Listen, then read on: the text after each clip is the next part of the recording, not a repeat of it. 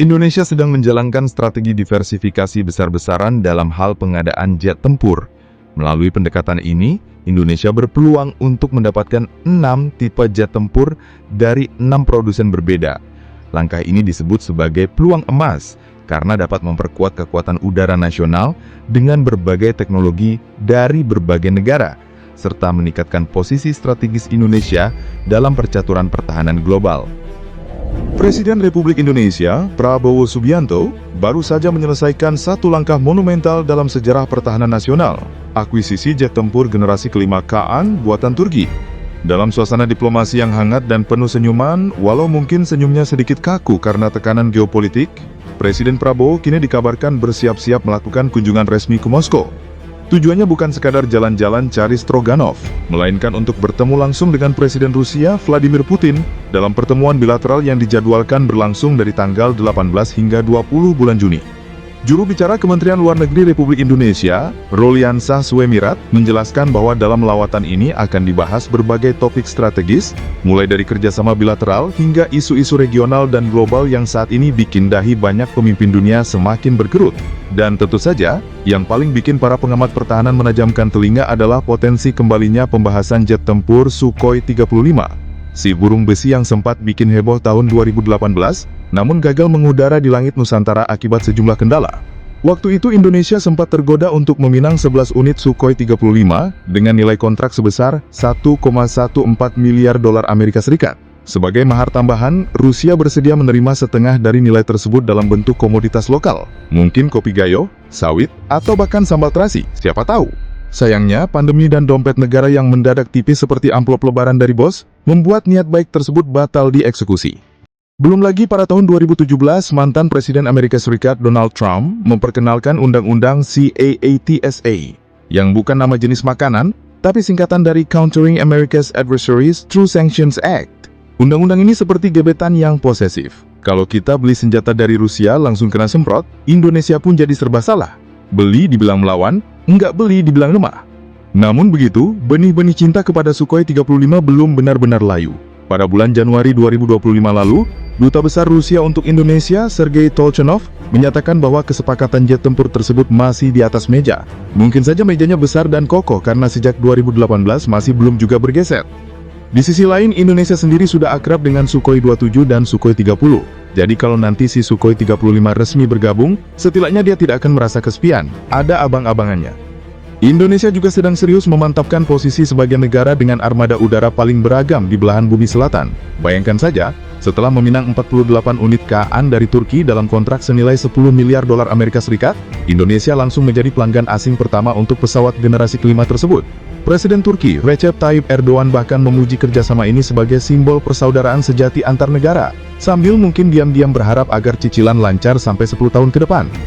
Tak cukup dengan itu, sehari setelah menandatangani kontrak dengan Turki, Indonesia juga berpelukan erat lagi, kali ini dengan Korea Selatan, melalui kesepakatan baru dengan Korean Aerospace Agency KAI untuk melanjutkan kolaborasi dalam proyek jet tempur KF-21. Ya, memang sempat ada drama soal pembayaran yang terlambat dan tuduhan teknisi nakal, tapi toh hubungan tetap lanjut. Seperti sinetron, banyak rintangan tapi rating tinggi. Lalu dari arah timur laut, Cina juga ikut melempar tawaran, J-10CE. Tawaran ini datang saat delegasi Angkatan Udara Indonesia melakukan kunjungan ke negeri tirai bambu.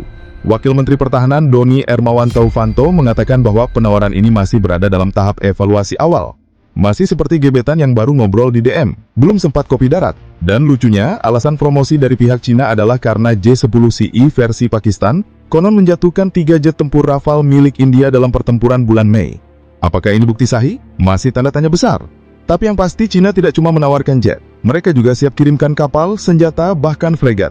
Paket lengkap seperti belanja di e-commerce saat Harbolnas. Di tengah gempuran tawaran dari berbagai arah mata angin, Indonesia terlihat makin teguh menjalankan strategi diversifikasi alutsista.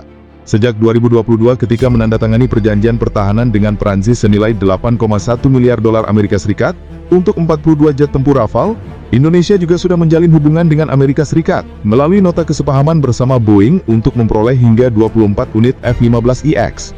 Walau harga 8 miliar dolar untuk 2 lusin pesawat sempat bikin kening berkeringat, kesepakatan ini belum secara resmi dibatalkan.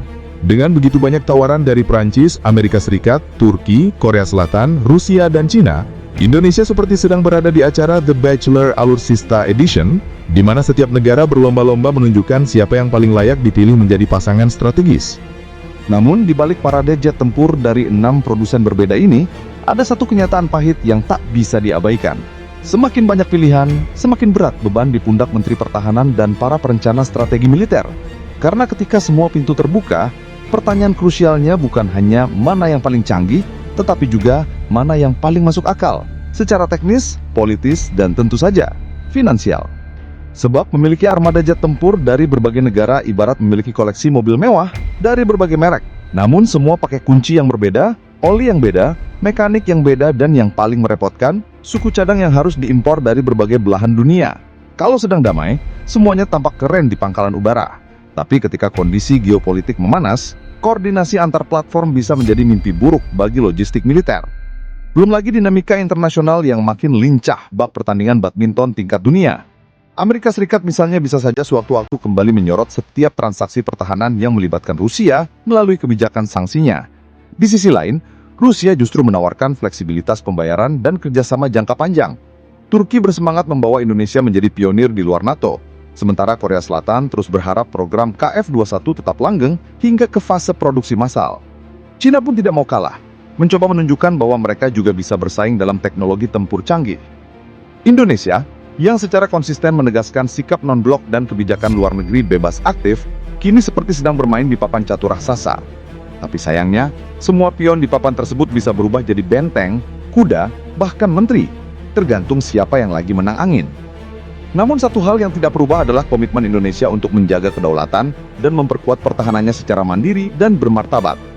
Presiden Prabowo yang dikenal punya visi strategis yang tegas, tampaknya berusaha merancang mozaik kekuatan udara yang tidak hanya menakutkan di atas kertas, tapi juga efisien dan berdaya saing di lapangan.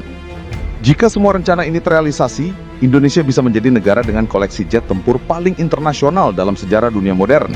Ada F-15EX dari Amerika Serikat, Rafale dari Prancis, KF-21 dari Korea Selatan, Kaan dari Turki, Sukhoi 35 dari Rusia, hingga J-10JE dari Cina.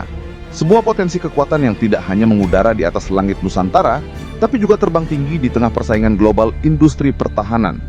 Namun seperti biasa, rakyat Indonesia punya caranya sendiri untuk menyikapi kompleksitas ini. Dengan kepala dingin, senyum ringan, dan doa semoga semua pesawatnya mendarat dengan selamat, dan bukan hanya mendarat di poster media sosial. Tentu saja, harapan besarnya adalah agar alutsista ini tidak sekedar jadi alat tunjuk gigi di pameran militer, melainkan benar-benar menjadi garda terdepan dalam menjaga perdamaian dan kehormatan tanah air tercinta. Thanks banget buat yang udah nonton sampai habis. Kalau suka, ya di-like aja. Kalau merasa cocok, langsung subscribe. Dan kalau jempol udah gatal pengen ngetik, antem aja tuh kolom komentar. Mau debat? Boleh. Mau bercanda? Gas! Yang penting sopan.